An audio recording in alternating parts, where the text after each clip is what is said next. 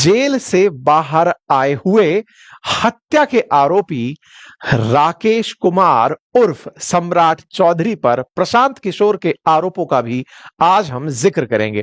आज के सेशन में जिक्र करेंगे उस मामले का भी जो कि कभी लालू प्रसाद यादव की पार्टी से जुड़े रहे साधु यादव से जुड़ा है।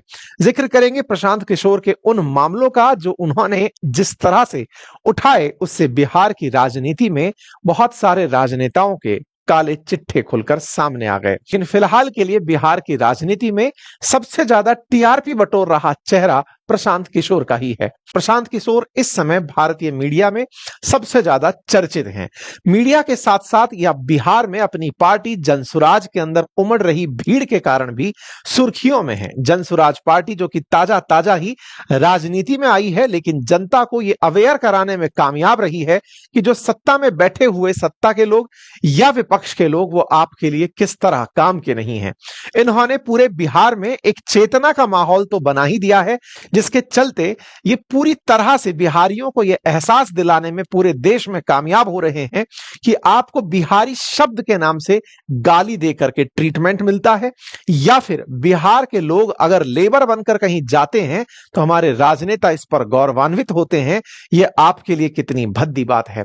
बार बार प्रशांत किशोर राजनीति में फिलहाल चमक रहे चेहरों पर सवाल उठाते हैं, फिर चाहे वो लालू के सुपुत्र तेजस्वी से उनकी नवी की मार्कशीट की जानकारी लें या सम्राट से उनके जेल से बाहर आने के फर्जी सर्टिफिकेट की। आप लगातार राजनीति के उन चेहरों से वन ऑन वन कर रहे हैं जिन्हें लोग कभी कुछ पूछने से हिचकते थे। प्रशांत किशोर की हाल ही में हुई प्रेस कॉन्फ्रेंस बड़ी तेज सुर्खी में आ रही है, और वो सुर्खी के साथ साथ अपनी प्रशांत किशोर के द्वारा की गई इस प्रेस कॉन्फ्रेंस में उन्होंने राजनीति के कुछ चेहरों पर जो सवाल उठाए, वो सवाल सबके मन में अब तैरने लगे हैं। उनका पहला सवाल अशोक चौधरी से था। अशोक चौधरी फिलहाल कैबिनेट मंत्री हैं, नीतीश की पार्टी जेडीयू से राष्ट्रीय महासचिव हैं। आप लंबे समय से कांग्रेस से छोड़कर जेडीयू ज्वाइन किए हुए हैं और आप बिहार विधान परिषद के सदस्य हैं। आपकी राजनीति जेडीयू के अंदर रहते हुए इनके ऊपर आरोप लगे कि इन्होंने अपनी बेटी के नाम पर भ्रष्टाचार किया। इनके ऊपर आरोप है कि इन्होंने अपनी बेटी को पैसे से लोकसभा का टिकट खरीद कर दिया। इनके ऊपर आरोप है कि इन्होंने अपने पीए के नाम पर जमीन खरीदी। इन पर आरोप है कि इन्होंने फर्जी ट्रांजैक्शंस किए हैं। 200 करोड़ रुपए की जमीन खरीद का इन पर आरोप लगा है। दूसरे नेता हैं मंगल पांडे, जो कि कैबिनेट मंत्री हैं, पार्टी बीजेपी से ताल्लुक रखते हैं। आप फिलहाल नीतीश सरकार में स्वास्थ्य मंत्री हैं। आप पर भी आरोप है कि आपकी पत्नी के खाते में 2.12 करोड़ रुपए कहां से आए, इसकी जानकारी मांगी गई है। तीसरे जो चेहरे हैं वो हैं सम्राट चौधरी। सम्राट चौधरी को इन्होंने नाम बदलने वाला मास्टर आदमी कहा कि कांग्रेस नेता सदानंद सिंह को बम मारकर हत्या के मामले में आप आरोपी हैं और नकली आयु प्रमाण पत्र बनाकर खुद को नाबालिग घोषित करके 6 माह में जेल से छूट कर आए हैं। इनका नाम पहले राकेश कुमार था, जो बाद में राकेश कुमार से सम्राट चौधरी हो गया। बिहार बोर्ड के मुताबिक मैट्रिक में वे फेल हो गए थे। 2010 में खुद को 7वीं पास बताया था। वे बताएं कि कब मैट्रिक किया था। प्रशांत किशोर ने उप मुख्यमंत्री सम्राट चौधरी पर आरोप लगाते हुए कहा कि सम्राट चौधरी एक पुराने हत्याकांड के अभियुक्त थे, लेकिन अदालत में गलत दस्तावेज का पेश करके नाबालिग दिखाकर केस से राहत प्राप्त करके बाहर आए थे। वे अतीत में हत्याकांड के अभियुक्त थे, लेकिन अदालत में गलत जन्म प्रमाण पत्र के आधार पर नाबालिग मानकर छोड़ दिए गए। वहीं सम्राट चौधरी ने जो 2020 का चुनावी हलफनामा पेश किया, वहां उन्होंने अपनी उम्र 51 साल बताई। तो यह कैसे संभव है कि 1995 में कोर्ट में जो उम्र का एफिडेविट पेश किया, उसमें अपने आप को 15 साल का बताकर नाबालिग होने के नाम पर जमानत प्राप्त कर गए थे। ऐसे में बड़ा सवाल यह है कि जो व्यक्ति 1995 में 25 साल का था, वो फर्जी दस्तावेज बनाकर कोर्ट से नाबालिग होने के नाम पर हत्या के आरोप में जमानत पर बाहर आ जाता है। ऐसे में यह व्यक्ति पूरी तरह से फर्जी सर्टिफिकेट पेश करने, न्यायपालिका को गुमराह करने और चुनाव के साथ में धांधली करने का आरोपी है। ऐसे में इनके ऊपर इन्होंने बहुत सारे आरोप लगा दिए। इन गंभीर आरोपों को लगाने के बाद निश्चित ही सम्राट चौधरी पर सवाल काफी गहरे हैं और निश्चित ही उनसे आने वाले समय में लोग इन जानकारियों को पूछते हुए दिखाई दे सकते हैं। और एक और मामले के अंदर जहां पर एक महिला का रेप हुआ था, उसमें भी इनके ऊपर आरोप है। आइए इस पूरी घटना को सिलसिलेवार तरीके से डिस्कस करते हैं, वो मामला जानते हैं जिस मामले में सम्राट चौधरी पर इस तरह का आरोप लगा। प्रशांत किशोर ने कहा कि सम्राट चौधरी ने 2020 के अंदर एक चुनाव में हलफनामा पेश किया था जिसमें अपनी उम्र को 51 साल बताया गया था। 51 साल के हिसाब से 1995 में अगर 2020 में 51 साल थे तो आज 56 साल के हैं। ऐसे में 1995 में यानी कि आज से 20 साल पहले उनकी उम्र 26 साल रही होगी, 25-26 साल रही होगी। तो फिर उन्होंने 15 साल का एफिडेविट कैसे पेश कर दिया और 15 साल का एफिडेविट पेश करके कैसे 7 लोगों की हत्या में वो बरी होकर बाहर आ गए, क्योंकि कानून कहता है कि जुवेनाइल को सजा नहीं हो सकती थी उस समय तक। ऐसे में गलत उम्र बताकर ये कोर्ट से बाहर राहत पाकर के आ गए। तो इस मामले में ये अपनी तरफ से सफाई पेश करें, जानकारी दें, जनता को बताएं कि इन्होंने झूठ किया है। आपने प्रॉपर तरीके से उन पर आरोप लगाया और आरोप लगाकर कहा कि आप अपने पद को छोड़िए। साथ ही साथ इन्होंने एक और मामला उठाया और उस मामले में इन्होंने चर्चा करी एक महिला की, जिस महिला का नाम शिल्पी है और उसके मित्र की जिसका नाम गौतम है। शिल्पी और गौतम के हत्याकांड की कि उसमें भी जो व्यक्ति जुड़ा हुआ था जिसका नाम राकेश था, कहीं सम्राट चौधरी आप वो राकेश आप ही तो नहीं थे, ये क्लियर करिए। इसके साथ साथ आप हर बार तेजस्वी को भी इस बात के लिए टोकते रहे हैं कि जिसने नवी फेल की हो वो भी इस उम्र के गणित को समझ सकता है। 2020 में सम्राट चौधरी की उम्र अगर 51 साल थी तो 1995 में सम्राट चौधरी की उम्र कितनी होगी, ये तो नवी फेल तेजस्वी यादव भी बता सकते हैं। इस प्रकार से एक ही तीर से ये दोनों दलों को, जो सत्ता में हैं और विपक्ष में हैं, उन्हें मार करते हुए दिखाई देते हैं। हत्या और गैंगरेप का आरोपी सम्राट बता करके इस समय पोस्टर वॉर चल रहा है।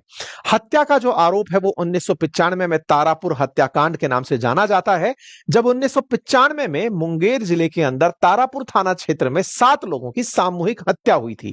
जिनकी हत्या हुई वो कुशवाहा समाज के लोग थे और कहा जाता है कि सम्राट चौधरी उनमें मुख्य अभियुक्त में शामिल थे, जिनकी केस संख्या 44/1995 थी।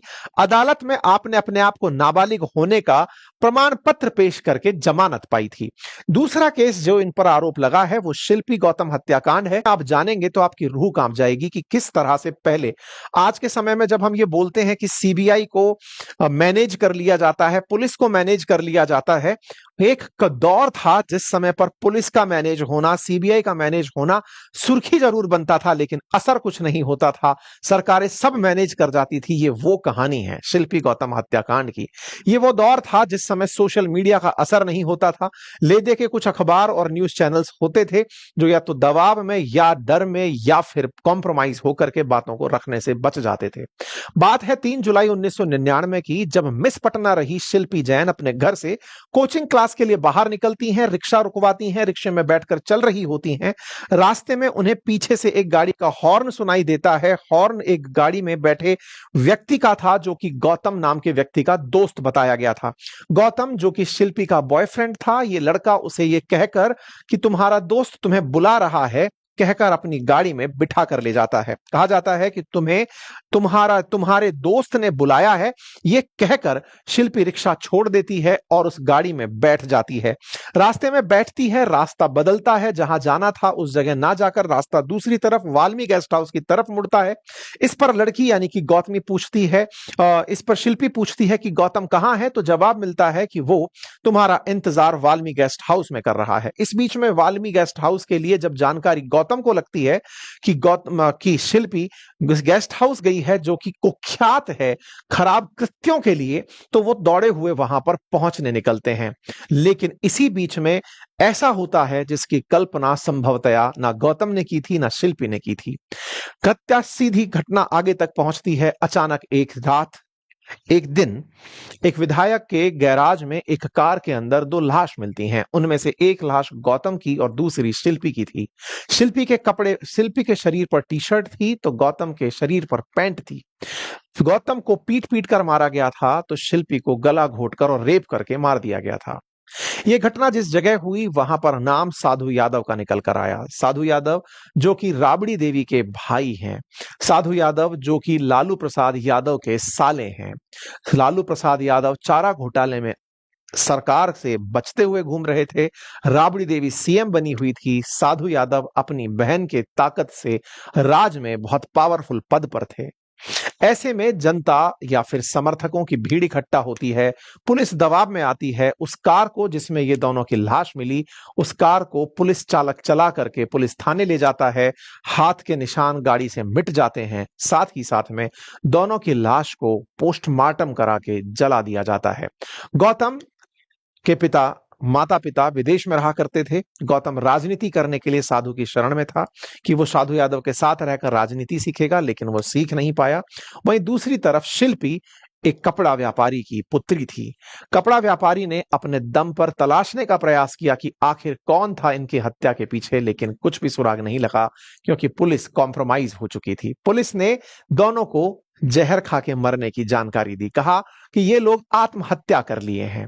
ऐसे में पोस्टमार्टम जब रिपोर्ट बाहर निकल कर आई तो राजनीति में दबाव बनने लगा। पोस्टमार्टम रिपोर्ट में निकल कर आया कि यहां शिल्पी के साथ गैंगरेप हुआ था। शिल्पी के कपड़ों पर सीमन के वीर्य के निशान मिले थे। उनकी जांच करने के लिए राजनीति में दबाव बनता रहा, लेकिन कोई भी दबाव काम नहीं किया। मामला क्लोज हो जाता है क्योंकि उस समय सत्ता के अंदर लालू राज था। इसके बाद मांग उठती है। अपोजिशन में बैठी बीजेपी गलियों में उतरती है, मांग उठाती है कि इस मामले की जांच सीबीआई को दी जानी चाहिए। सीबीआई तक ये जांच पहुंचती है। सीबीआई इस मामले को उठाने के लिए तैयार हो जाती है। सीबीआई सैंपल कलेक्शन के लिए साधु यादव को बुलाती है, ब्लड सैंपल मांगती है, डीएनए सैंपल मांगती है। वो देने से इनकार कर देते हैं। राजनीति में समझौते बड़े होते हैं। साधु यादव अपनी बहन की ताकत से आराम से पुलिस से बचते हुए निकल रहे थे। वहीं लालू यादव की पार्टी केंद्र में उस समय की यूपीए के साथ समझौता कर लेती है। 2004 के अंदर जब सत्ता में यूपीए आती है, उस समय लालू बड़ी पोजीशन पर होते हैं। बड़ी पोजीशन पर होने के कारण सीबीआई अपनी क्लोजर पोजीशन लगा देती है और कहती है कि ये जहर खाकर मरे थे। पूरी तरह से बिना सबूतों के एक फाइल बंद कर दी जाती है। कहा जाता है कि शिल्पी के भाई ने 2006 में फिर इस केस को खुलवाने का प्रयास भी किया, लेकिन उनका अपहरण हो गया। इस तरह के आरोप प्रशांत किशोर ने लगाकर बिहार की राजनीति में फिर से पुराने मुर्दे उखाड़ दिए हैं और मुद्दों को बड़ा कर दिया है। अब बड़ा सवाल यह है कि इस पूरे मामले पर सरकार में बैठी हुई बीजेपी क्या एक्शन लेती है। तो जवाब है, जब इनसे पूछा गया तो इन्होंने कहा कि वो नौसिखिया नेता हैं, उनके पास कोई बिहार की जानकारी नहीं है, बस वो आरोप लगा दे रहे हैं। वो नहीं जानते राकेश कोई और व्यक्ति है, वो तो आइसक्रीम बेचता है, हमारा नाम खामखा खराब किया जा रहा है। अपने नाम को खराब करने की बात कहकर कहा कि जनता इस बात पर न्याय करेगी। इस बात को कहकर के ये यहां से चले जाते हैं। लेकिन जनसुराज पार्टी अपनी तरफ से इस पर पूरी मेहनत फिलहाल भी कर ही रही है। आरोप प्रत्यारोप के इस दौर में बिहार के अंदर नवंबर में इलेक्शन होगा। क्या जनता वाकई में इन आरोप प्रत्यारोप से प्रभावित होगी? क्या वाकई में जनता इस बात से प्रभावित होती है कि शासन किनके हाथ में हो? क्या लोग उनकी प्रेजेंस में सुरक्षित हो? ये सब बात अवश्य ही जानने की है। लेकिन सबसे ऊपर ये कि प्रशांत किशोर के इन तमाम खुलासों से फायदा किसे होगा, क्योंकि प्रशांत किशोर ने कुल मिलाकर के बीजेपी से सम्राट चौधरी का इस्तीफा मांग लिया है। साथ ही साथ में सम्राट चौधरी के पद से हटाने की बात करते हुए उन्होंने प्रधानमंत्री को पत्र लिखा है कि जिन जिन पर आरोप है उन्हें हटाइए।